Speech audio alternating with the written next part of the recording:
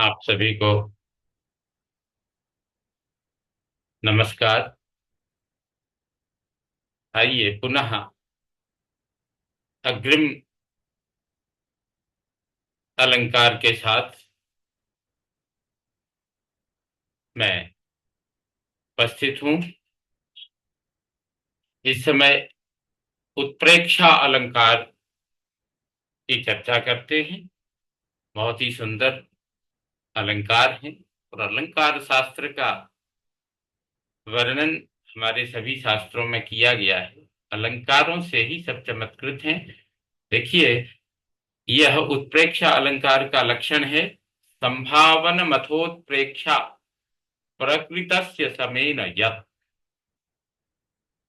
जहां उपमेय की उपमान के साथ संभावना की जाती है, वही उत्प्रेक्षा अलंकार होता है। जो प्रकृत वस्तु की सम अर्थात उपमान के साथ संभावना करता है, वही उत्प्रेक्षा अलंकार है। संभावना मथोत्प्रेक्षा प्रकृतस्य समेन समेन अर्थात उसके साथ।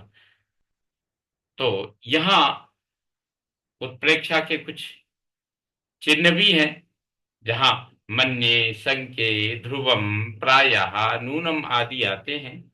तो इनके कुछ और भी कुछ शर्तें हैं, उत्प्रेक्षा के कुछ चिन्ह हैं, उनकी भी चर्चा करेंगे। लेकिन पहले हम इसमें इसका उदाहरण देखते हैं।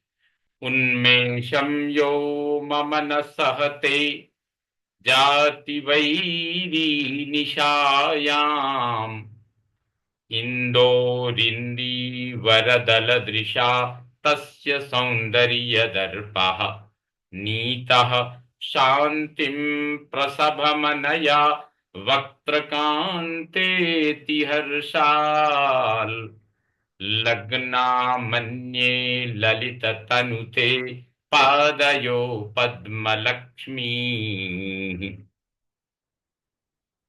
यह नायक की नायिका के प्रति उक्ति है। नायक कहता है कि हे सुंदर शरीर वाली नायिके, प्रेयसी, मैं समझता हूं कि कमल की शोभा इस हर्ष से तुम्हारे चरणों में गिर गई है। लगना सकता अर्थात प्राणता कि इस कमल सदृश नेत्रों वाली सुंदरी ने अपने मुख की कांति से उस चंद्रमा के सौंदर्य दर्प को बलपूर्वक निवारण कर दिया है, जो मेरा यानी कमल शोभा का सहज शत्रु है तथा रात्रि में मेरे विकास को सहन नहीं कर सकता है। कितना अद्भुत उत्प्रेक्षा का लक्षण है। आप जानते हैं कि सूर्योदय पर ही कमल खिलता है और सूर्यास्त होते ही बंद हो जाता है। यद्यपि प्रकृति का नियम है, लेकिन कवि की उत्प्रेक्षा है। उत्प्रेक्षा के और भी उदाहरण देखिए। पतितई पतमानैश्च पादपस्थैश्च मारुतः कुसुमई पश्य सौमित्रे क्रीडन्निव समन्ततः। हे सौमित्रे, देखो, ऐसा प्रतीत होता है कि वायु पुष्पों के साथ खेल रही है। ये उत्प्रेक्षा है। जो गिरे हुए हैं, गिर रहे हैं तथा जो अभी भी वृक्षों पर है, ऐसे उन पत्तों के साथ आनंदित होकर के वायु मानो उन पुष्पों के साथ, पत्तों के साथ, पल्लवों के साथ खेलती रही है। यहाँ भी इवाया है। मुख में दृशो भाति पूर्ण चंद्र इवा पर। यहाँ नायिका की दृष्टि मृगी के समान है, मानो उसका मुख दूसरे चंद्र के समान ही लग रहा है। मुख की चंद्रमा के साथ तुलना की संभावना ही है, सादृश्य सिद्ध नहीं है, साध्य है। इसी से उत्प्रेक्षा है। और उत्प्रेक्षावाचक उस उत्प्रेक्षा के कुछ बिंदु हैं, नियम है। जब वर्णनीय वस्तु उपमेय में सदृश वस्तु उपमान की संभावना की जाती है, तो वहां उत्प्रेक्षा अलंकार होता है। ध्यान रखना है। संभावना का अर्थ है आहार्य ज्ञान। किसी वस्तु के यथार्थ रूप को जानते हुए भी उसमें अन्य वस्तु की कल्पना करना। उत्प्रेक्षा के लिए कुछ नियम है। यह आवश्यक है कि जिसमें संभावना की जाती है वह कोई यथार्थ वस्तु होती है, यथार्थ वस्तु होती है। जैसे मुख मानो चंद्रमा है, यहाँ मुख यथार्थ वस्तु है।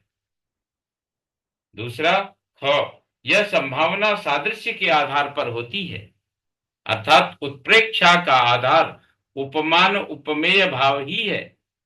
यह बात यहाँ समेन शब्द द्वारा प्रकट होती है। प्रकृतस्य समेन यत् जो लक्षण में आया है संभाव। और अगला है ग, संभावना आहार्य ज्ञान अर्थात कल्पना जन्य होती है। मुख मानो चंद्रमा है, यह कहने वाला व्यक्ति मुख और चंद्रमा के भेद को जानता है तथा मुख में चंद्रमा की कल्पना कर लेता है। और अंतिम घ है, यह उत्प्रेक्षा, ये उत्प्रेक्षावाची जो शब्द हैं वो मन्ये शंके ध्रुवम प्रायः नूनम संभावयामी उत्प्रेक्षे स्यात् तथा इव आदि शब्दों से जानी जाती है। किंतु कहीं कहीं इन शब्दों के प्रयोग बिना भी उत्प्रेक्षा अलंकार दृष्टिगोचर होता है। बंधुओं, इसी उत्प्रेक्षा अलंकार की प्रस्तुति के उपरांत मैं विदा लेता हूं। सर्वेभ्यो नमो नमः।